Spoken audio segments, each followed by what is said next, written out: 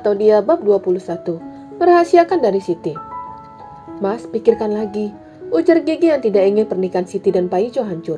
Cukup dia yang mengalami perceraian. Dia tidak ingin sahabatnya ikut menjadi janda. Paijo menggelengkan kepalanya. Mas sudah memikirkan ini masa-masa. Siti bisa menikah dengan pria lain dan mendapatkan keturunan dari suaminya nanti. Tapi kalau dengan Mas, tidak mungkin.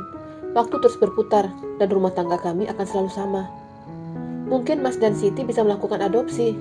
Lagi-lagi Paijo menggelengkan kepala. Adopsi? Pria itu tersenyum. Siti ingin hamil. Dia ingin merasakan namanya hamil. Seperti kamu, Wang. Ucapan pria itu membuat Gigi terdiam. Usianya juga masih muda dan masih bisa dia menikah kembali dengan pria yang subur. Mas harap kamu mengerti. Jangan katakan kepada Siti apa yang terjadi. Biarkan dia membenci Mas dengan perselingkuhan ini. Biarkan rasa benci itu bersemayam di dalam hatinya. Dengan seperti itu, dia akan bisa melupakan Mas. Ujar Paijo sembari beranjak. Bisakah kamu berjanji? Tanya Paijo lagi sebelum pergi. Gigi hanya menatap pria itu. Wang, bisakah kamu berjanji? Tanya Paijo lagi.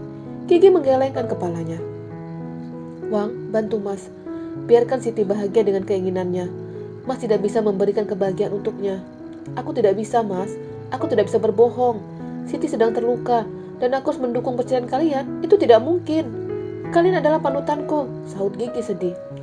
Kasih sayang Paijo yang sangat sederhana kepada Siti membuat Gigi terharu. Pria itu sangat dewasa, terutama kepada Siti. Rumah tangga Siti dan Paijo selalu harmonis. Tidak pernah ada pertengkaran di dalam rumah tangga itu. Dan karena itu, Gigi menjadikan Siti dan Paijo panutan dalam rumah tangga. Kami bukan panutan untukmu. Mas harap kamu merahasiakan ini dari Siti. Ujar Paijo lagi. Gigi masih menggelengkan kepala. Mas mohon, Wang. Ujarnya dengan mata berkaca-kaca. Dengan berat hati Gigi menganggukkan kepalanya. Pria itu langsung berlalu meninggalkan Gigi dan Adlan. Adlan merangkul bahu istrinya. Lalu Gigi bersandar di dada suaminya. Aku sedih. Ujarnya ikut menangis. Siti akan bercerai. Aku tidak tahu melakukan apa. Aku dan Siti tidak pernah menyembunyikan apapun. Bagaimana aku melakukannya? Tenang sayang. Mungkin ini terlihat sangat kejam. Tapi Paijo melakukan ini untuk Siti. Siti terluka. Tapi Paijo lebih terluka. Siti bisa menikah dengan pria lain. Tapi Paijo? Adlan menggelengkan kepalanya. Siti menatap ruangan itu. Ruangan yang biasa digunakannya dengan Paijo ketika mereka menginap di rumah Gigi. Mas, gumamnya, lalu dia kembali terisak-isak. Bobby yang sedari tadi berada di depan pintu dapat mendengar Siti menangis. Dia melakukan perintah Gigi untuk menjaga Siti. Dia berdiri di depan pintu untuk memastikan jika Siti hanya menangis, tidak melakukan hal yang buruk. Ada apa, Bobby? Suara Ibu Ima membuat Bobby menoleh. Siti, Bobby menunjuk ke arah kamar. Iya, Ibu tadi melihat Siti menangis, tapi Ibu belum tahu apa penyebabnya. Biasanya Siti selalu datang dengan keceriaannya, tapi kali ini dia datang dengan kesedihan. Dia dan Paijo mau bercerai, Bu. Ya Tuhan, Bu Ima kaget. Kenapa bisa begitu? Bukannya Paijo dan Siti saling mencintai? Bobby hanya mengedikkan bahunya. Dia pura-pura tidak mengerti penyebab permasalahan rumah tangga pasangan itu. Bobby, apa Siti baik-baik saja? Tanya Gigi yang baru saja sampai. Dia masih menangis. Gigi mengetuk pintu kamar, lalu masuk ke dalam kamar. Sedangkan Bobby segera menemui Adlan. Siti, Gigi langsung memeluk sahabatnya. Bagaimana, Wang? Apa Mas Paijo sudah menarik gugatan itu? Tanyanya. Gigi menatap sahabatnya. Wang, jangan diam saja. Apa Mas Paijo sudah menarik gugatan itu? Siti mengulang pertanyaannya. Belum, Sid, tapi aku sudah bicara dengan Mas Paijo. Semoga dia segera menarik gugatan itu. Oh iya, ini sudah siang, tapi kita belum makan siang. Gigi menarik tangan sahabatnya. Tapi Siti tak bergerak. Ayo Sid, makan. Jangan biarkan masalah ini membuatmu sakit. Aku tidak bisa, Wang. Sebelum Mas Paijo menarik gugatannya, aku tidak bisa menelan apapun. Siti sayang, ini namanya menyiksa diri. Jangan siksa dirimu dengan masalah ini. Kamu harus kuat. Siti yang aku kenal sangat kuat dan tidak cengeng. Jika memang Tuhan tidak berkehendak, perceraian itu tidak akan terjadi. Ujar Gigi menyemangati sahabatnya. Akhirnya Siti mau keluar dari kamar menuju ruang makan. Di ruangan itu telah ada Adlan dan Bobby serta Ibu Ima dan juga Gana. Gigi menarikkan kursi untuk sahabatnya, tepatnya di sebelah Bobby. Pria itu melirik Siti. Dia merasa prihatin dengan permasalahan yang tengah dihadapi wanita itu. Gigi mengisi piring suaminya, kemudian anaknya. Setelah itu dia mengisi piring sahabatnya, lalu terakhir dia. Semua mulai menyantap makanan itu. Tapi Siti hanya menggerak-gerakkan sendok tanpa menyendokkan makanan itu ke dalam mulut. Semua melirik ke arah Siti, kemudian ke Gigi.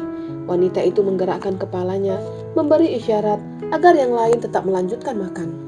Sampai semua telah selesai makan, Siti masih sama, hanya menggerakkan sendok tanpa menyentuh. Gigi memutari meja dan menyuruh Bobby untuk berpindah.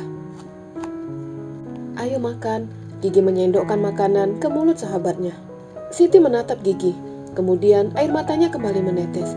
Gigi tersenyum dan tetap menyodorkan sendok ke arah sahabatnya. Dengan terpaksa, Siti membuka mulutnya, mengunyah makanan itu dengan derai air mata. Semua yang ada di ruangan makan ikut merasakan kesedihan yang dialami Siti. Jam 5 sore, Yayu menunggu Robby di depan pintu satu mal. Pria itu berjanji akan menjemputnya. Rencananya mereka akan pergi ke rumah sakit untuk memeriksakan pipi Robby yang terkena tangan Yayu. Gadis belia itu menoleh ke sisi kanan dan kiri, terus melakukan itu, tapi Robby tak kunjung terlihat. Hampir 15 menit, dia menunggu, tapi sosok pria itu tak terlihat. Dia segera melangkahkan kakinya menuju tempat parkir, sembari sesekali menoleh ke belakang.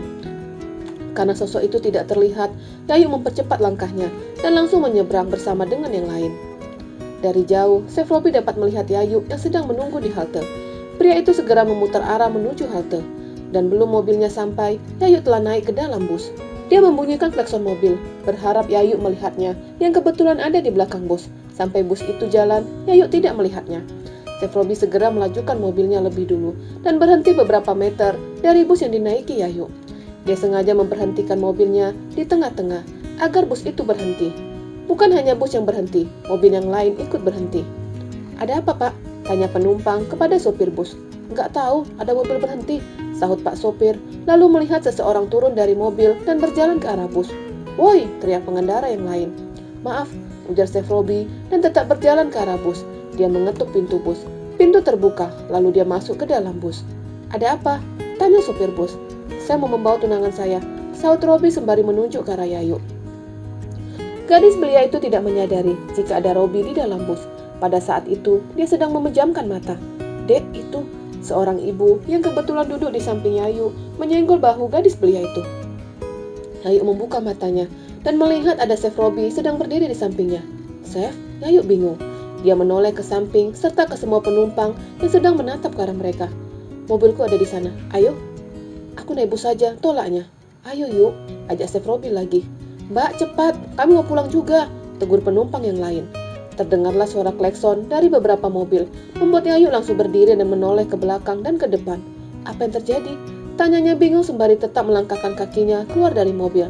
Chef Robby tidak mengatakan apapun. Dia hanya melangkahkan kakinya menuju tempat mobilnya berhenti. "Itu mobil kamu?" tanya Yayu sembari tetap berjalan dan menunjuk ke arah mobil Robby. Pria itu menganggukkan kepala. "Ada polisi." Pria itu segera melangkahkan kakinya menuju polisi yang sedang berdiri di samping pintu mobilnya. "Iya, Pak." "Apa ini mobil Bapak?" tanya polisi. "Iya, Pak." "Apa Bapak tahu, di sini dilarang berhenti?" Polisi menunjuk rambu lalu lintas yang kebetulan berjarak 5 meter dari tempat mobil Robby berhenti. "Maaf, Pak," sesalnya. "Tunjukkan surat-surat berkendara Anda." Robby mengambil dompet yang ada di saku celana bagian belakang, lalu mengambil surat-surat mobilnya. Polisi menatap dan mencocokkan surat-surat itu dengan plat mobil Robby. "Karena Bapak telah melanggar rambu lalu lintas, silakan Bapak ikut kami ke pos." Polisi menunjuk ke arah pos di dekat lampu lalu lintas. "Baik," sahut Robby, lalu membukakan pintu mobil untuk Yayu. Tapi gadis belia itu hanya bengong karena takut. "Yuk, ayo." Robby menggerakkan kepalanya, menyuruh Yayu untuk masuk ke dalam mobil. "Aku naik bus saja," tolaknya. "Ayo yuk, itu tidak apa-apa," Robby menenangkan. "Tapi nanti kita di penjara." "Enggak, ayo," ujar Robby lagi. Yayu masuk ke dalam mobil itu. Lalu Robby memutari mobil dan masuk melalui pintu lain, dan mobil melaju menuju pos polisi. Di sana, Robby ditanyai polisi dan juga mengisi beberapa formulir pelanggaran yang baru saja dibuatnya. Pria itu segera mengisi formulir, sedangkan Yayu terlihat diam mematung.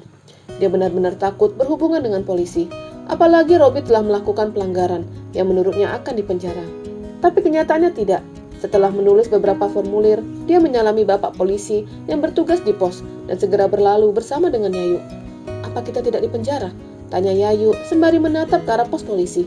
"Tidak," sahutnya dan membukakan pintu mobil untuk gadis pujaannya. "Lalu tadi nulis apa?" "Oh, itu hanya surat-surat menyatakan tidak akan melakukan pelanggaran lagi. Jika melakukan pelanggaran, akan dikenakan sanksi pidana." Kenapa juga Chef berhenti di tengah jalan? Gerutu Yayu. Aku tadi melihatmu masuk ke dalam bus. Aku sudah membunyikan klakson, tapi kamu tidak melihatku. Jadi Chef menyalahkanku? Yayu menoleh ke arah pria itu. Tidak, aku sengaja melakukan itu agar bus yang kamu tumpangi berhenti. Chef tahu, aku menunggu sampai belasan menit. Gerutunya kesal. Chef Robi bukannya marah. Dia malah tersenyum melihat Yayu marah. Gadis belia itu terlihat sangat menggemaskan ketika marah. Bersambung.